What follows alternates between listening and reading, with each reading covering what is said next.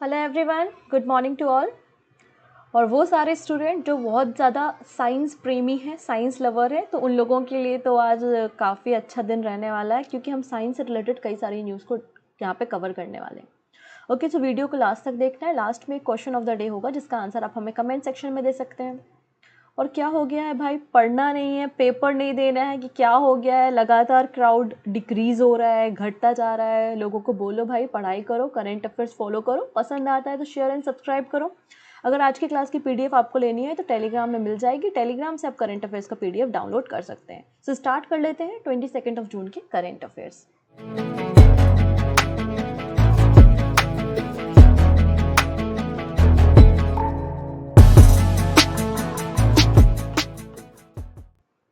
सबसे पहली न्यूज़ है डिप्टी गवर्नर ऑफ आरबीआई। तो आरबीआई में मैंने आपको पहले भी बताया, एक गवर्नर होते हैं और 4 डिप्टी गवर्नर होते हैं। तो गवर्नमेंट ऑफ इंडिया के द्वारा स्वामीनाथन जानकी रमन इन्हें as a deputy governor of RBI appoint किया है for the period of 3 years, 3 सालों के लिए। और इनका टेन्योर जो है वो 22 ऑफ जून से शुरू होगा और ये रिप्लेस करने वाले हैं महेश कुमार जैन, क्योंकि महेश कुमार जैन 2018 में डिप्टी गवर्नर ऑफ आरबीआई बने थे और 22 ऑफ जून को उनका रिटायरमेंट हो रहा है। और उनको रिप्लेस कौन करेंगे? स्वामीनाथन जानकी रमन, जो कि आरबीआई के डिप्टी गवर्नर होंगे। गवर्नमेंट ऑफ इंडिया ने इनको अप्रूव किया है।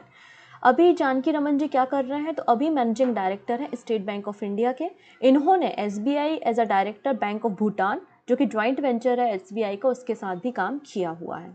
ओके, अगले जो पर्सन न्यूज़ में है वो है तजिंदर पाल सिंह तूर। ये है तजिंदर पाल सिंह तूर, जो कि रिलेटेड है शॉर्ट पुट से। शॉर्ट पुट मतलब वो गोला फेंक होता है ना, जो कांस्टेबल और पुलिस की तैयारी कर रहे होंगे उनको पता होगा कि वो शॉर्ट पुट क्या होता है। तो यहाँ पे तजिंदर पाल सिंह तूर, इन्होंने अगेन एक नया रिकॉर्ड, एक नेशनल रिकॉर्ड बनाया है, शॉर्ट पुट रिकॉर्ड बनाया है at the inter state championship in Bhubaneswar. तो इन्होंने जो गोला फेंका वो कितना था? 21.77 मीटर का था। इसके पहले इनके नाम ही रिकॉर्ड था 21.49 मीटर का इन 2021। तो यहाँ पे तजिंदर पाल सिंह तूर, आपको याद रखना, एक एथलीट है, शॉर्ट पुट से रिलेटेड है और इन्होंने एक एशियन रिकॉर्ड बनाया है। कौन सा रिकॉर्ड है? एशियन रिकॉर्ड, मतलब पूरे एशिया में इनसे बेहतर शॉर्ट पुट प्लेयर नहीं है। इन्होंने 21.77 मीटर का थ्रो किया था। और एशियन जो गेम्स हैं, एशियन गेम्स में 19 मीटर क्राइटेरिया होता है। अगर आप 19 मीटर को क्वालिफाई करते हो तो आप एशियन गेम्स में क्वालिफाई कर जाते हो। तो इनका तो कितना था? 21.77 मीटर था, तो इन्होंने एशियन गेम्स में क्वालिफाई कर लिया है।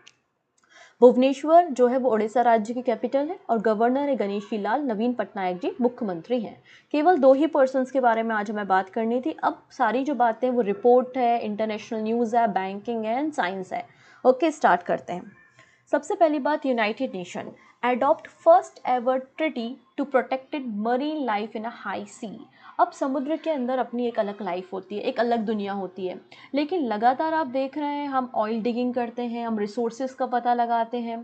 तो ऐसे जो हाई सी एरिया है जहाँ पे मरीन लाइफ बायोडाइवर्सिटी बहुत ज़्यादा है, उन एरिया को आइडेंटिफाई करके उनको प्रोटेक्शन देना और उन मरीन लाइफ को कंजर्व करना भी हमारी ही रिस्पॉन्सिबिलिटी बनती है।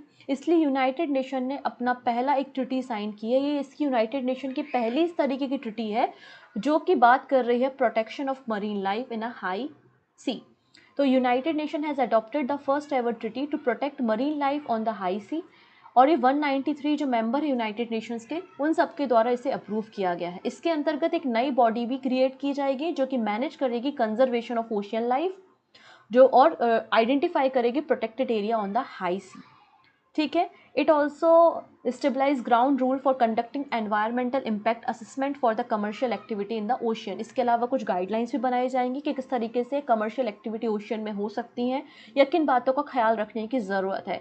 ये जो नई ट्रिटी साइन की गई है वो साइन की गई है under the UN convention on the law of the sea, come in to the force in the 1994। ठीक है। तो यूनाइटेड नेशन किस तरीके की पहली ट्रिटी है जो मरीन लाइफ को हाई सी में प्रोटेक्ट करने की बातें कर रही है। नेक्स्ट बात करेंगे एलिगेटर गार फिश। ये जो फिश है ये IUCN का इसे स्टेटस मिला है लीस्ट कंसर्न, और जम्मू कश्मीर गवर्नमेंट ने, अथॉरिटी ने अभी यहाँ पे कंसर्न दिखाया था। क्यों कंसर्न दिखाया था? क्योंकि ये जो स्पीसीज़ है, ये जो मछली है ना, जो कि क्रोकोडाइल शेप का इसका आपको माउस दिखाई दे रहा है और बहुत ही शार्प इसके टीथ होते हैं, और ये ना बहुत ज़्यादा ग्रोथ करती है। मतलब इसकी ग्रोथ अगर आप देखेंगे तो 8 फीट तक ये ग्रोथ कर जाती है और ठंडे क्लाइमेट में भी रह जाती है। तो डल लेक में, जम्मू कश्मीर के जो डल लेक है उसमें पाई जाती है। तो जब ये पाई जा रही है तो ये बहुत ज़्यादा एरिया को ऑक्यूपाई कर रही है, और जो इंडिजीनियस मतलब जो वहाँ की नेटिव फिशेज़ हैं उनको खतरा पैदा कर रही है। इसलिए यहाँ पे जम्मू कश्मीर ने कंसर्न दिखाया है अबाउट द एलिगेटर गार फिश। तो एलिगेटर गार फिश एक नॉन नेटिव एलिगेटर गार फिश है, जिसको क्रोकोडाइल लाइक हेड के कारण इसे एलिगेटर गार फिश कहा जाता है। ठीक है, और कश्मीर डल लेक अथॉरिटी के द्वारा यहाँ पे कंसर्न दिखाया गया है। कंसर्न ये है कि ये ग्रो हो सकती है अप टू 8 फीट, और बहुत ही डेंजरस है ये इंडिजीनियस फिश स्पीसीज़ के लिए जो ऑलरेडी एग्जिस्ट कर रही हैं डल लेक में। इनफैक्ट एक कोल्ड एनवायरनमेंट में भी आसानी से सर्वाइव कर जाती है 11 से लेकर 23 डिग्री सेल्सियस तक। One of the biggest fresh water fish है ये नॉर्थ अमेरिका की। तो नॉर्थ अमेरिका की one of the biggest fresh water fish कौन है? एलिगेटर गार फिश है, और लार्जेस्ट स्पीसीज है गार फैमिली की है। ठीक है, इसके अलावा this predator fish has a alligator like head and razor sharp teeth इसके होते हैं। ये आपको केरला, भोपाल और कुछ water body of Maharashtra and Kolkata में भी देखने को मिलेगी। ये लीस्ट कंसर्न्ड कैटेगरी में आती है IUCN के। तो क्वेश्चन क्या क्या बन सकता है? 2 क्वेश्चन बन सकते हैं। पहला क्वेश्चन बन सकता है कि एलिगेटर गार फिश जो है वो किस IUCN की किस कैटेगरी में आती है, तो आपको पता होना चाहिए कि लीस्ट कंसर्न्ड है। इसके अलावा कौन से एरिया में पाई जाती है या नहीं पाई जाती। तो डल लेक में कुछ वाटर बॉडीज़ हैं कोलकाता की और महाराष्ट्र की, वहाँ पर पाई जाती हैं। भोपाल में और केरला में पाई जाती है ये एलिगेटर गार फिश। और किस पानी में रहती है? फ्रेश वाटर में पाई जाने वाली नॉर्थ अमेरिका की one of the largest fish है। ठीक है, नेक्स्ट बात करेंगे। NTPC की शाखा ने IIT जोधपुर में 1 मेगावाट रूफटॉप सौर परियोजना की शुरुआत की है। अभी क्या कहानी है देखेंगे। NTPC विद्युत व्यापार निगम कमीशन, जो कि एक NTPC की ही सब्सिडरी है, NTPC विद्युत व्यापार निगम लिमिटेड, इसके द्वारा पहला रूफटॉप प्रोजेक्ट शुरू किया गया है IIT जोधपुर कैंपस की बिल्डिंग्स में। लगभग 14 बिल्डिंग्स हैं, 14 बिल्डिंग है IIT जोधपुर कैंपस की, जिनके रूफटॉप पे सोलर एनर्जी इंस्टॉल की जाएगी। आपका मतलब जो सोलर सेल्स हैं वो वहाँ पर इंस्टॉल की जाएंगी। ठीक है, 1 megawatt grid connected solar project has been implemented by the NTPC Vidyut Vyapar Nigam limited under the RESCO मतलब renewable energy service company model. ठीक है, यहाँ पर ये पूरा जो मॉडल तैयार किया जा रहा है ये PPA मतलब पावर परचेज एग्रीमेंट है, 25 सालों के लिए है, 25 ईयर्स। अभी पावर परचेस एग्रीमेंट क्या होता है? इसका ये मतलब है जैसे कि कोई एक बिल्डिंग है, उस पर आपने रूफटॉप पे सोलर प्लांट लगा दिया, मतलब आपने काफ़ी सारी सेल्स लगा दी हैं, और ये सेल्स जो है वो इलेक्ट्रिसिटी को प्रोड्यूस कर रहे हैं। जितनी इलेक्ट्रिसिटी आपको रिक्वायरमेंट है तो आपकी बिल्डिंग ने उतनी इलेक्ट्रिसिटी को यूटिलाइज कर लिया। बची हुई एनर्जी का क्या? तो आप बची हुई एनर्जी को गवर्नमेंट को बेच सकते हो। इसको ही हम पावर परचेस एग्रीमेंट कहते हैं, और ये 25 ईयर्स का है। लगभग जो 14 बिल्डिंग है IIT जोधपुर के कैंपस में, उनमें रूफटॉप सोलर प्रोजेक्ट को इंस्टॉल किया गया है। लगभग ये 15% IIT जोधपुर इलेक्ट्रिसिटी रिक्वायरमेंट को कंप्लीट कर देंगे, और जिससे लगभग 1000 टन कार्बन और dioxide emission per year reduction भी हो सकेगा। अब ये जो आपकी NTPC विद्युत व्यापार निगम लिमिटेड है, ये होली ओन सब्सिडी है NTPC की, मतलब NTPC आधिकारिक तौर पे इसका कह सकते हैं ओनर है, मतलब NTPC बॉस है NBBN का। 2002 में इसको तैयार किया गया था। ठीक है, नेक्स्ट है NHAI मतलब national highway authority of India ने लॉन्च किया है नॉलेज शेयरिंग प्लेटफॉर्म। क्या है ये नॉलेज शेयरिंग प्लेटफॉर्म? तो देखिएगा, NHAI मतलब हमारा जो हाईवे अथॉरिटी है वो नेशनल हाईवेज वगैरह कंस्ट्रक्ट करने का काम करती है। अब कौन सी नई टेक्नोलॉजी है, ऐसे कौन से मटेरियल हम नेशनल हाईवे में यूज़ करें, किस तरीके से नेशनल हाईवे को और सिक्योर बना सकते हैं, किस तरीके से उनको और भी ज़्यादा सस्टेन बना सकते हैं। तो नए नए आइडियाज़, यूथ के आइडिया, डिफरेंट ऑर्गेनाइजेशन के आइडिया, जिनको इन सेक्टर में नॉलेज है, उन सबको यहाँ पे बुलाना, उनके साथ नॉलेज शेयर करना, जिससे और भी अच्छे तरीके से नेशनल हाईवे को तैयार किया जा सके। इसलिए national highway authority of India के द्वारा नॉलेज शेयरिंग प्लेटफॉर्म को लॉन्च किया गया है। This platform will help the authority to join hands with expert and citizen who want to share knowledge and insight related to the topic such as the road design, environment, sustainability and इसके related field से। तो encourage the sharing, encourage the best sharing practice around the world, ये इसका मकसद है। Okay, next बात करेंगे दक्षता कोर्स। तो यहाँ पर देखिए सेंट्रल गवर्नमेंट के द्वारा एक कोर्स लॉन्च किया है Dakshata under the IGOT platform to enhance skill of the young professional. IGOT platform क्या है? ये integrated government online training platform है। Integrated government online training platform है जो कि सिविल सर्विस ऑफिसर्स को ट्रेनिंग प्रोवाइड करने का काम करता है। इट कंबाइन द 5 फंक्शन, इसके अंदर 5 फंक्शंस होते हैं। एक ऑनलाइन लर्निंग प्रोवाइड करना, मैनेजमेंट, करियर मैनेजमेंट, डिस्कशन और नेटवर्किंग वगैरह प्रोवाइड करना। तो जो आपके सिविल सर्वेंट ऑफिसर है, यंग प्रोफेशनल्स हैं, उनको ट्रेनिंग प्रोवाइड करने के लिए ईगॉट मतलब integrated government online training platform है। इसी के अंतर्गत दक्षता कोर्स को लॉन्च किया है सेंट्रल गवर्नमेंट के द्वारा। ये जो IGOT कर्मयोगी प्लेटफॉर्म है ये मिनिस्ट्री ऑफ पर्सनल्स के अंदर काम करता है। अब दक्षता का क्या मतलब है? तो दक्षता का मतलब है development of attitude, knowledge, skills for holistic change in administration. तो यंग प्रोफेशनल्स को स्किल अप करने के लिए, उनकी टेक्निक्स को और इन्हांस करने के लिए इसे लॉन्च किया गया है under the mission Karmayogi. Done. Next है recently united nation high commissioner for refugees की एक रिपोर्ट आई है, मतलब UNHCR की एक रिपोर्ट पब्लिश हुई है और इस रिपोर्ट में बताया गया कि 2022 में नंबर ऑफ रिफ्यूजीज पूरे वर्ल्ड में कितने थे? 35.3 मिलियंस थे। एक बच्चे का क्वेश्चन था कि रिफ्यूजीज कौन होते हैं? तो रिफ्यूजीज वो होते हैं जो किसी एक जगह पे रह रहे हैं लेकिन वहाँ पे उनके फंडामेंटल राइट प्रोटेक्ट नहीं हो रहे हैं, उनको जान माल का खतरा है, उनको प्रॉपर या तो जॉब नहीं मिल रही है या उनके फूड क्राइसिस है, तो उसके कारण वो अपने हैबिटेट को छोड़ के दूसरे स्टेट में या दूसरी कंट्री में चले जाते हैं, तो उन्हें रिफ्यूजीज कहा जाता है। बात समझ में आ रही है? तो यहाँ पे according to the United nation high commissioner for refugees report, the number of refugees globally stood at 35.3 million by the end of 2022। तो 2022 के अंत तक 35.3 million refugees all over the world में थे। और सबसे ज्यादा रिफ्यूजीज कहाँ पर हैं? लगभग 52% रिफ्यूजीज आपको सीरिया, यूक्रेन और अफगानिस्तान के मिलेंगे, क्योंकि सीरिया के क्राइसिस, यूक्रेन में वॉर क्राइसिस और अफगानिस्तान में तालिबानों का आतंक, तो उसके कारण बहुत सारे जो लोग थे वहां के, उन लोगों ने कंट्री को छोड़ दिया है, तो वो क्या कहलाएंगे? रिफ्यूजीज कहलाएंगे। तो सबसे ज्यादा रिफ्यूजीज इन्हीं 3 कंट्रीज में मिलेंगे, सीरिया, यूक्रेन एंड अफगानिस्तान। ठीक है। नेक्स्ट झारखंड गवर्नमेंट, झारखंड के ये मुख्यमंत्री दिखाई दे रहे हैं पिक्चर में, इनका नाम हेमंत सोरेन है। ठीक है। So Jharkhand government launches panchayat level medicine scheme. तो यहाँ पे पंचायत लेवल मेडिसिन स्कीम किसने लॉन्च की है? झारखंड गवर्नमेंट ने लॉन्च की है। इसका मकसद क्या है? जो रिमोट एरियाज हैं जहाँ पर ट्रांसपोर्टेशन फैसिलिटी नहीं है, बहुत ही ज़्यादा ग्रामीण क्षेत्र में है, जहाँ पे कोई भी फैसिलिटी नहीं है, वहाँ पर एसेंशियल मेडिसिन अवेलेबल करवाना है। इसके लिए जो पंचायतें होती हैं, तो छत्रा डिस्ट्रिक्ट की पंचायतों में 3 मतलब इनिशियल जब इनॉग्रेट कर रहे थे तो 3 जो मेडिकल शॉप्स थी उनको लाइसेंस दिया गया इन पंचायत लेवल के, वो रिमोट एरिया में जो है वो मेडिकल फैसिलिटी प्रोवाइड करेंगे। ठीक है। The programme like the Sarkar Aapke Dwar will restart to stabilise real connection with people. करते हैं, बहुत सारे स्टूडेंट को पता होगा लेकिन हो सकता है किसी को ना पता हो कि ये वाई क्रोमोसोम क्या होता है। तो ये क्रोमोसोम क्या होते हैं, क्या कहानी है, क्या यहाँ पे रिसर्चर्स ने डिस्कवरी की है, वो हमें देखना है।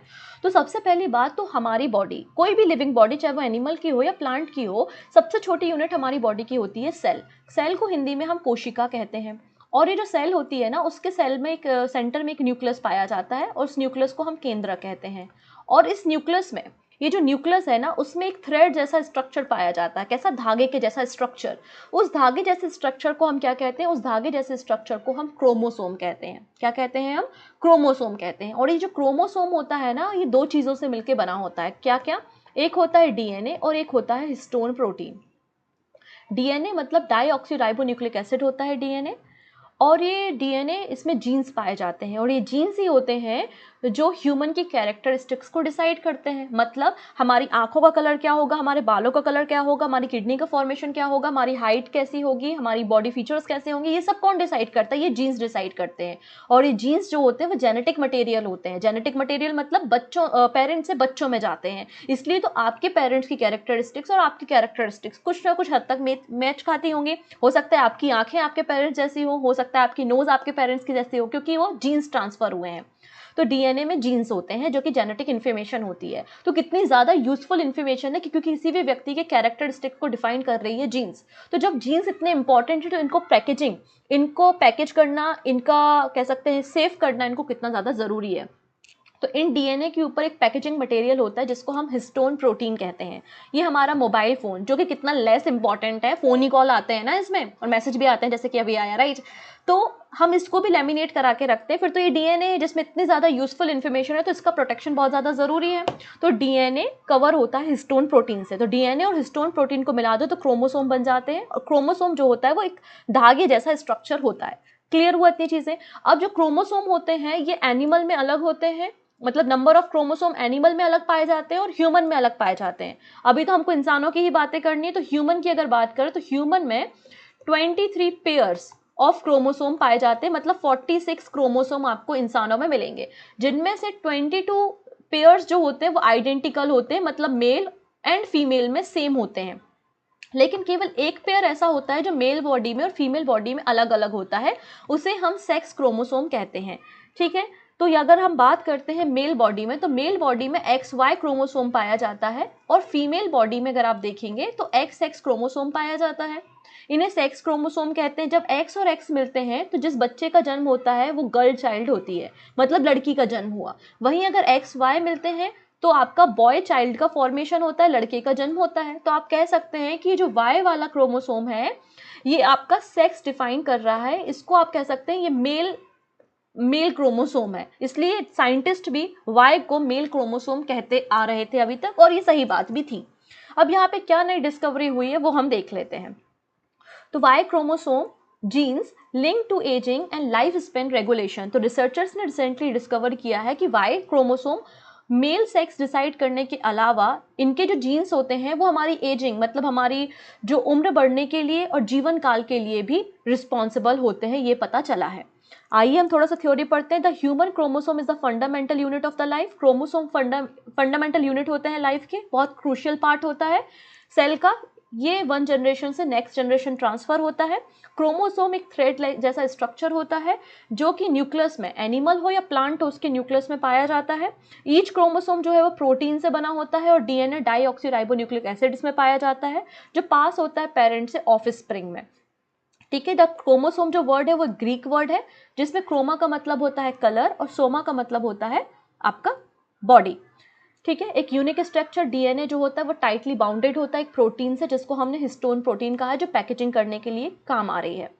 Chromosome are the thread like structure made of the protein and the single molecule of the DNA that serve the carry genome information from the cell to cell. तो 22 पेयर ऑफ द क्रोमोसोम जो होते हैं वो autosome होते हैं, common होते हैं। एक पेयर होता है जिसको सेक्स क्रोमोसोम कहते हैं। टोटल नंबर ऑफ क्रोमोसोम 46 होते हैं। Each species of plant and animal has a set of number of chromosomes. जैसे इंसानों में 46 क्रोमोसोम है, वैसे ही राइस प्लांट में 12 और डॉग में 39 क्रोमोसोम पेयर हो जाएंगे। ठीक है। ह्यूमन एक्स क्रोमोसोम जो होता है वो ज़्यादा लंबा होता है, ज़्यादा बड़ा होता है, 3 times larger than the human Y chromosome. तो अगर आपसे पूछ लिया जाए किस क्रोमोसोम का साइज बड़ा है, एक्स का या वाई का, तो एक्स क्रोमोसोम 3 गुना ज़्यादा बड़ा होता है वाई क्रोमोसोम से। एक्स क्रोमोसोम जो है उसमें 900 जीन्स पाए जाते हैं, जबकि वाई क्रोमोसोम जो होता है उसमें 55 जीन्स पाए जाते हैं। अभी तक बोला जाता था कि मास्टर ऑफ मेलनेस वो है आपका वाई क्रोमोसोम, लेकिन अब एजिंग के लिए और हमारे लाइफ स्पेन के लिए भी रिस्पॉन्सिबल वाई क्रोमोसोम होगा। क्लियर है इतनी चीजें। अब इसी से रिलेटेड एक और न्यूज है। हम बात कर रहे हैं transgenic crop in India. What is the transgenic crop और क्या एक कहानी चल रही है, क्यों 3 स्टेट ने रिजेक्ट कर दिया है प्रपोजल। तो पहले न्यूज देखेंगे फिर हम कहानी को समझेंगे। तो 3 स्टेट है गुजरात, महाराष्ट्र और तेलंगाना। इन लोगों ने central genetic engineering appraisal committee का जो प्रपोजल आया था अबाउट द कॉटन सीड उसको रिजेक्ट कर दिया है। इन्होंने जीनोम टेक्नोलॉजी की मदद से, मतलब ट्रांसजेनिक क्रॉप की एक वैरायटी तैयार की थी, एक शीट तैयार किया था, कॉटन शीट। ठीक है। और उसको इन तीनों राज्यों ने रिजेक्ट कर दिया है कि हम इस सीड की मदद से प्रोडक्शन या कल्टीवेशन नहीं करेंगे। क्यों मना कर दिया है, वो उनका अपना कंसर्न होगा। हम देखेंगे वो सीट कौन सा था। तो यहाँ पे देखेंगे उस सीट का नाम था, आप देखेंगे 3 स्टेट है गुजरात, महाराष्ट्र और तेलंगाना। उन्होंने मना कर दिया है क्राई 2AI सीट के लिए। क्राई 2AI, तो डायरेक्ट क्वेश्चन बनेगा क्राई 2AI किस चीज का सीड है, तो आंसर हो जाएगा ये कॉटन का सीड है। ठीक है। और ये रेजिस्टेंस पैदा करता है पिंक बॉल वॉर्म से। तो पिंक कलर के जो बॉल वॉर्म होते हैं जो कि कॉटन को हार्म पहुंचाते हैं, उसके खिलाफ रेजिस्टेंस ये पैदा करता है। ठीक है, इतनी चीज़ें क्लियर हैं। अब ये ट्रांसजेनिक क्रॉप होती क्या है? तो ट्रांसजेनिक क्रॉप जो होती है वो वैसे प्लांट होते हैं जिन्हें जेनेटिक इंजीनियरिंग के जरिए, मतलब जीनोम टेक्नोलॉजी के जरिए मॉडिफाई किया हो। मॉडिफाई किया हो मतलब जैसे कि ब्रिंजल, आपने भट्टे देखे होंगे, भट्टे में कितनी इल्लियाँ होती हैं, कीड़े निकलते हैं। तो क्यों ना एक नई वेराइटी ऑफ सीड ब्रिंजल का लाया जाए जो कि इन सारे चीज़ों के खिलाफ एक रेजिस्टेंस पैदा कर सके, मतलब जिसमें इल्लियाँ और कीड़े ना हो, उसको हम वीटी ब्रिंजल कहते हैं, राइट। तो यही कहलाती है जेनेटिक इंजीनियरिंग या genome technology. These crop have had specific genes inserted into their DNA। तो इन जो वैरायटी ऑफ ये हमारे सीड्स हैं या फिर क्रॉप हैं, इनमें जीनोम टेक्नोलॉजी के जरिए नए जीन्स को या डीएनए को इंसर्ट किया जाता है, जिससे इन सीड में नई कैरेक्टरिस्टिक्स पैदा हो जाती हैं। ठीक है, genetic modify organism in any living organism who genetically material has been modified to include certain desirable techniques. ठीक है, genetic modification is previously been used for the large scale production of insulin, vaccine and more। तो insulin और vaccine के production के लिए हम genetic modification का use करते हैं। केवल और केवल बीटी कॉटन ऐसी कमर्शियली अभी हम कह सकते हैं हमको अप्रूवल मिला है कमर्शियली कल्टीवेट करने के लिए। जीएम क्रॉप कौन सी है? बीटी कॉटन है। इसके अलावा अगर आप देखेंगे ट्रायल चल रहा है for the BT brinjal, tomato, मेज, चिकपी मतलब चना, इन सब की ट्रांसजेनेरिक टेक्नोलॉजी के लिए। इन सबको रेगुलेट करने का काम कौन करता है? Ministry of environment, forest and climate change under the provision of environment protection act 1986। Genetic engineering appraisal committee जो है वो मॉनिटर करती है, एक्टिविटी को रेगुलेट करती है, इंपोर्ट एंड एक्सपोर्ट करने का काम करती है इन ट्रांसजेनेरिक क्रॉप का, या फिर जो आपका जेनेटिक मॉडिफाई क्रॉप्स हैं उनके एक्सपोर्ट और इम्पोर्ट का ध्यान रखने का काम करती है। इससे फ़ायदा क्या होगा? तो फार्मर्स की इनकम बढ़ती है, उनको पेस्टिसाइड्स का उपयोग कम करना पड़ता है, उनकी ईल्ड प्रोडक्शन बढ़ता है, उनकी खेती बढ़ती है। इसके अलावा पेस्टिसाइड्स कम यूज़ करना है, खतरा कम रहता है कि कीट लग जाएंगे, कीड़े लग जाएंगे, फसल ख़राब हो जाएगी। इसके अलावा कुछ ऐसी वेराइटीज़ भी हमने तैयार की हैं जो कि ड्रॉट मतलब सूखे वाले एरिया में प्रोडक्शन कर सकती हैं। नेक्स्ट है लार्जेस्ट एयरक्राफ्ट डील एवर। तो यहाँ पे इंडिगो ने एयरबस के साथ एक डील साइन की है। इंडियन एयरलाइन कंपनी है इंडिगो, जिसने 500 A32 फैमिली की एयरक्राफ्ट की डील साइन की है एयरबस के साथ। एयरबस 2030 से लेकर 2035 तक ये 500 जो A320 फैमिली की एयरक्राफ्ट है वो इंडिगो को डिलीवर करेगा। ये अभी तक की सबसे बड़ी डील बताई जा रही है एयरक्राफ्ट परचेज में। ये इसके पहले एयर इंडिया ने भी एक डील की थी, लेकिन उसको भी इस डील ने सरपास कर दिया है, सप्रेस कर दिया है, और ये सबसे बड़ी डील है एयरबस और इंडिगो के बीच में, या कोई भी एयरक्राफ्ट डील अभी तक की है। ठीक है, the purchase strengthened the strategic partnership between Indigo and Airbus, enhancing collaboration between the two entities। इसके जरिए कार्बन एमिशन को भी रिड्यूस कर सकेगा इंडिगो। अब इंडिगो को यहाँ पर एक अवार्ड भी मिला है, IndiGo bags world aviation award 2023। तो इंडिगो को वर्ल्ड एविएशन अवार्ड 2023 दिया गया है।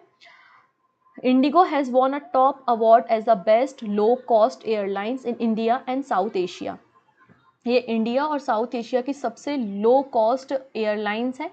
इसको sky tracks world airline award दिया गया है पेरिस एयर शो में। ठीक है, ये 9th टाइम इसको ये अवार्ड दिया जा रहा है वर्ल्ड एविएशन अवार्ड 2023 इंडिगो को। ठीक है, नेक्स्ट बात करेंगे हम सिमुलेटर के बारे में। अब देखिएगा, आपको कोई ट्रेनिंग देनी है, आपको फ्लाइट को चलाने की ट्रेनिंग देनी है, या आपको नेविगेशन करने की ट्रेनिंग देनी है, या फिर आपको पानी में कह सकते हैं कि सबमरीन को चलाने की ट्रेनिंग देनी है, आपको कोई भी ट्रेनिंग देनी है, तो ऐसा तो है नहीं कि डायरेक्टली आपको जहाज़ पकड़ा दिया, शिप पकड़ा दी, या फिर आपको राफेल पकड़ा दिया कि जाओ बेटा उड़ाओ। ऐसा तो नहीं होता ना, पहले आपकी प्रैक्टिस होती है ना। आपको पहले जो टेक्नोलॉजीज़ हैं, जो इक्विपमेंट्स हैं, उससे फैमिलियर किया जाता है, उसके बाद आपको राफेल चलाने देंगे ना। तो इन सारी ट्रेनिंग के लिए कौन होता है? ये सिमुलेटर होता है। तो Indian army, Indian naval force इन्हीं सिमुलेटर की मदद से पहले प्रैक्टिस करती हैं। समझ आ रहा है? तो हम बात कर रहे हैं इसी सिमुलेटर के बारे में जिसका नाम है Dhruv. So integrated simulator complex Dhruv inaugurated by the defence minister Rajnath Singh. तो राजनाथ सिंह जो कि हमारे डिफेंस मिनिस्टर हैं, उन्होंने इंटीग्रेटेड सिमुलेटर कॉम्प्लेक्स ध्रुव को लॉन्च किया है सदर्न नेवल कमांड कोच्चि में 21 जून को। ये इंडिजीनियस है, मतलब पूरी तरीके से मेड इन इंडिया सिमुलेटर है और ये ट्रेनिंग करने में, प्रैक्टिकल ट्रेनिंग करने में मदद करेगा इंडियन नेवी की। रियल टाइम एक्सपीरियंस इसको प्रोवाइड किया जाएगा नेविगेशन के सेक्टर में और दूसरी नेवल टैक्टिक्स में। ठीक है, simulator will be use for training personal from the friendly countries. अब यहाँ पे अगर हम सिमुलेटर की बात करते हैं तो जो हमारे रक्षा मंत्री हैं, डिफेंस मिनिस्टर राजनाथ सिंह ने multi station handling simulator, air direction and helicopter control simulator and astro navigation dome simulator को विजिट किया। यहाँ पे जो शिप हैंडलिंग सिमुलेटर है उसको ARI प्राइवेट लिमिटेड नई दिल्ली ने तैयार किया और उसको 18 कंट्रीज में हम एक्सपोर्ट भी करते हैं। एस्ट्रो नेविगेशन डोम इसको डेवलप किया है इन्फोविजन टेक्नोलॉजी प्राइवेट लिमिटेड ने। ये पहली बार इस तरीके का सिमुलेटर जो है वो इंडियन नेवी यूज़ करने जा रही है। इसके अलावा air direction and helicopter control simulator को डेवलप किया है institute for system study and analysis के द्वारा। ये भी रियल टाइम एनवायरनमेंट सिनेरियो से डील करने में मदद करेगा। ठीक है, नेक्स्ट है, अब आप लोगों ने देखा होगा हमारी जो इंडियन आर्मी होती है वो इस तरीके से बख्तरबंद गाड़ियों में चलती है, इस तरीके से आपका डिवाइस यूज़ करते हैं, वेपन्स इस तरीके से गाड़ियाँ यूज़ करते हैं क्योंकि ये गाड़ियाँ बहुत प्रोटेक्टेड होती हैं। तो इसको तैयार कर रहा है महिंद्रा। क्या है news? Indian army takes delivery of Mahindra Armado armoured vehicles. तो भारतीय सेना ने महिंद्रा आर्मेडो बख्तरबंद वाहन की डिलीवरी ली है। Mahindra defence system, a subsidiary of Mahindra and Mahindra, has started delivering Armado to Indian Armed Force. Indian arm force को महिंद्रा ये गाड़ियाँ प्रोवाइड कर रहा है जिसको महिंद्रा के द्वारा ही डिज़ाइन एंड डेवलप किया गया है। ये जो आपका मतलब इंडियन आर्मी इसे यूज़ करेंगे और ये ballistic protection up to B7 तक सर्वाइव कर सकता है। इससे टेररिज्म को हैंडल करने में इंडियन आर्मी को काफ़ी मदद मिलने वाली है। चलिए अब बात करते हैं मेसोलिथिक पीरियड के बारे में, मतलब स्टोन एज के बारे में हम बात कर रहे हैं। So Mesolithic period rock painting depicting a person tilling a piece of land has been found in a Orvakallu village in Guntur Andhra Pradesh. तो आंध्र प्रदेश के गुंटूर में ओरवाकल्लू गांव में एक टुकड़े पर हमको एक पेंटिंग मिली है कुछ इस तरीके से, और ये पेंटिंग दिखाती है मेसोलिथिक पीरियड की ये पेंटिंग है। और ये पेंटिंग दिखाती है कि एक व्यक्ति है जो खेतों को जोत रहा है ना, खेतों को क्या कर रहा है, देखो आप यहाँ पे खेतों को जोत रहा है। ये रॉक पेंटिंग रिसेंटली मिली है फ्रॉम द आंध्र प्रदेश और ये जो पेंटिंग है ये मिडिल स्टोन एज मतलब मेसोलिथिक एज के बिलोंग करती है। मतलब आज से लगभग 12,000 से 10,000 साल पहले की है, 12,000 से 10,000 पहले की ये पेंटिंग आपको देखने को मिलती है। इससे हमें मेसोलिथिक पीरियड की सोसाइटी के बारे में जानने में मदद मिलेगी। अभी तक पाया जाता है कि मेसोलिथिक लोग थे जो वो हंटिंग करना जानते थे, फिशिंग करते थे, ठीक है, ये सारे काम करते थे और बहुत छोटे स्टोन के ये वेपन्स या फिर टूल्स को यूज़ किया करते थे जिन्हें हम माइक्रोलिथ भी कहते हैं। अब ये जो पेंटिंग मिली है ये painting natural white kaolin and red ओकर पेगमेंट से बनी है। आप लोग ने गेरू सुना है ना, गेरू जो हमारे दिवाली में जो हमारे दिए आते हैं उसमें जो लाल कलर होता है वो गेरू कहलाता है। तो उसी गेरू के पिगमेंट से जो कि क्ले, सैंड और फेरिक ऑक्साइड का बना होता है उसी से ये पेंटिंग बनाई है। इसके अलावा इसमें नेचुरल वाइट काउलिन यूज़ किया है। काउलिन एक सॉफ्ट अर्थी मटेरियल होता है जो कि जब लगातार एल्यूमिनियम सिलिकेट जो मिनरल है उसमें वेदर का इम्पैक्ट पड़ता है उसके कारण जो फेल्सफॉर वगैरह बनते हैं वही यहाँ पे यूज़ किया गया मटेरियल है। नेक्स्ट है गवर्नमेंट ऑफ इंडिया ने मतलब कैबिनेट के द्वारा अप्रूवल दे दिया गया है $2.7 बिलियन का माइक्रोन चिप प्लांट। अब माइक्रोन बेसिकली क्या है, एक USA की कंपनी है और एक चिप मैन्युफैक्चरिंग प्लांट भारत में लगाना चाहती है। तो कैबिनेट ने परमिशन दे दी है कि आओ और भारत में ये चिप मेकर मतलब माइक्रोन टेक्नोलॉजी का ये प्लांट जो है आप लगा सकते हैं। $2.7 बिलियन का ये प्लान पूरा तैयार किया गया है। ओके, नेक्स्ट है यूनियन बैंक। यूनियन बैंक ने रिसेंटली 4 नई डिपॉजिट स्कीम्स को लॉन्च किया है वीमेंस के लिए, मतलब वीमेंस एंटरप्रेन्योर के लिए, इसके अलावा पेंशनर्स के लिए। कौन कौन सी स्कीम है ये? यूनियन उन्नति स्कीम है जो कि वीमेन एंटरप्रेन्योर और प्रोफेशनल्स के लिए लॉन्च की गई है। सेविंग अकाउंट स्कीम है, ये हेल्थ कवरेज और कैंसर केयर कवरेज को भी प्रोवाइड कराएगी। यूनियन समृद्धि स्कीम जो है वो वीमेंस को टारगेट करती है, वहीं यूनियन सम्मान जो स्कीम है वो पेंशनर्स के लिए है। लास्ट न्यूज़ है Oman. Create history as a first foreign government to promote country through yoga. तो ओमान जो है पहली ऐसी विदेशी कंट्री बन गई है जो योगा के जरिए अपनी कंट्री को प्रमोट कर रही है। ठीक है, तो Indian embassy in Oman has introduce a unique video. हमारी जो एम्बेसी है ओमान में, उसने एक वीडियो इंटरनेशनल योगा डे पे डाला जिसका नाम था सोलफुल योगा सिनरी योमान। ठीक है, मतलब आत्मीय योगा और निर्मल ओमान, इस तरीके से टाइटल करके एक वीडियो को डाला गया है इंटरनेशनल डे ऑफ योगा में। इसमें ओमान ये दिखा रहा है कि हमारी कंट्री बहुत ब्यूटीफुल है, आप लोग आइए और विजिट कीजिए, मतलब अपने कंट्री को प्रमोट कर रहा है योगा के ज़रिए। और इस पूरे इवेंट में लगभग 7 लाख जो इंडियन कम्युनिटी है ओमान में, उन लोगों ने यहाँ पर आके योगा प्रैक्टिस भी की है। अब ऐसा नहीं है कि पहली बार ओमान जो है वो योगा को प्रमोट कर रहा है, नहीं, इंडियन एम्बेसी ने हमें बताया है कि योगा को प्रमोट ओमान बहुत पहले से कर रहा है थ्रू द वेरियस एक्टिविटी। जैसे कि 2022 में मस्कट योगा महोत्सव 75 डे का सेलिब्रेशन ओमान में करा गया था और ओमान की कैपिटल ही मस्कट है। इसके अलावा ओमान योगा यात्रा एम्बेसी के द्वारा ओमान योगा यात्रा को भी लॉन्च किया गया है इंटरनेशनल योगा डे 2023 में, और ओमान की जो कैपिटल है वो ओमानी रियाल है। ओके, अंत में बात करेंगे कुछ शॉर्ट न्यूज़ के बारे में। इंटरनेशनल योगा डे का सेलिब्रेशन हमको पता है जबलपुर में किया हमने, एमपी के जबलपुर में, और प्राइम मिनिस्टर ने इसे सेलिब्रेट किया यूनाइटेड नेशन के हेडक्वार्टर में। फिर अब Indian army yoga day celebrate कर रही थी सरस्वती घाट प्रयागराज में। ठीक है, एस्टोनिया की पार्लियामेंट ने एक लॉ पास किया है टू लीगलाइज सेम सेक्स मैरिज। तो सेम सेक्स मैरिज को लीगलाइज मतलब कानूनी अधिकार एस्टोनिया ने दिया है, और एस्टोनिया ऐसा करने वाली पहली सेंट्रल यूरोपियन कंट्री है। इन्फोसिस के को फाउंडर है नंदन नीलकनी।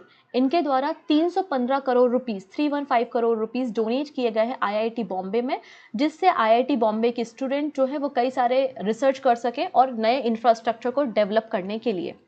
रिलायंस जो है वो मोस्ट वैल्यूएबल प्राइवेट कंपनी बन गई है इंडिया की। इसके बाद आती है टीसीएस और थर्ड नंबर पे आती है एचडीएफसी बैंक। ओके, सो अंत में है question of the day, raw के नए चीफ कौन बन गए हैं?